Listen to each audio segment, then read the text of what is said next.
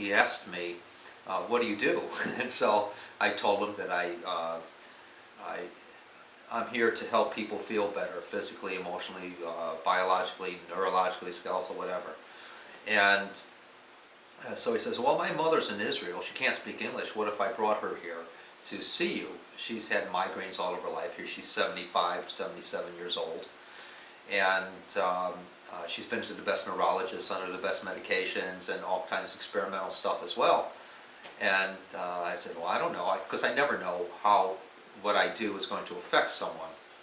And so I got a call one day. He says, I brought my mother, from Israel, and she's here to see you. She can't speak English, but I'll be there to translate with her and to you.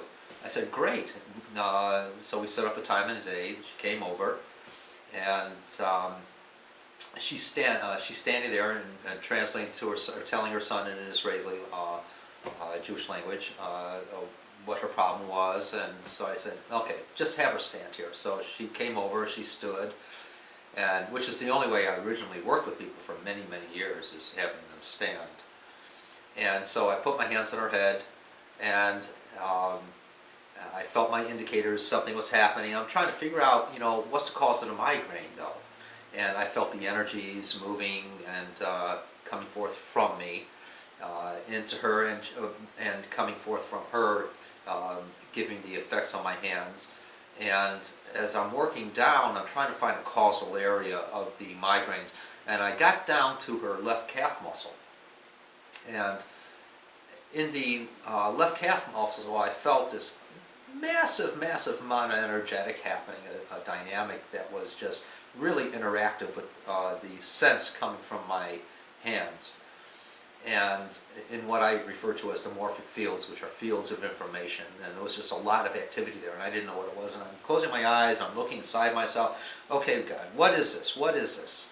And then all of a sudden I saw her as this little 5-year-old girl on the third floor back porch of this apartment building. And I saw the wood, making up the porch, going on each floor, all 3 floors.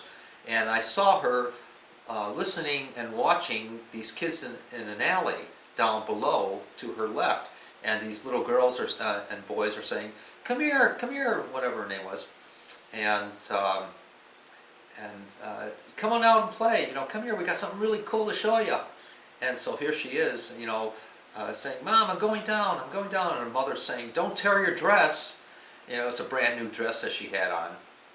So here she is, running down the stairs, and then there were the 2 girls at the end of the alley. The 2 boys were missing. And so she's running, and they're saying, quick, come, hurry, run. And so she's running, and then all of a sudden the 2 boys, one on each side of the alley, pulled up this rope. And she tripped and went head first. She tore her dress, hit her head, and she was crying a little bit. And she knew that she tore her dress, and her mother just said, I got this dress for you, and it's brand new, don't tear it, have fun though. And so she comes back upstairs later, and didn't want to say anything to her mother, but her mother found out, I guess, that she tore her dress. But ever since then, she had a migraine from that accident, and she retained it. And this is what I saw happening in the left calf muscle. And so I brought it out and mentioned it to her, and she starts sobbing away. And she says, I remember that, I remember.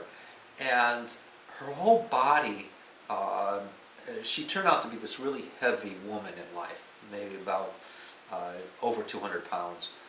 And her whole body inside started quivering from the head all the way down. And it was an uncontrollable quiver. You can actually see the tissue in her moving. And then it stopped. I stayed there. I put my hands on it. I stayed there. And she's sobbing and sobbing and sobbing, reliving the experience of that. And then all of a sudden, she stopped the quivering. She stopped her sobbing. And I looked up at her, and she looked down at me, and she said to her son in Hebraic that I no longer have my migraine. It's the first time in 70 some odd years she didn't have a migraine. And as far as I know, it's still gone.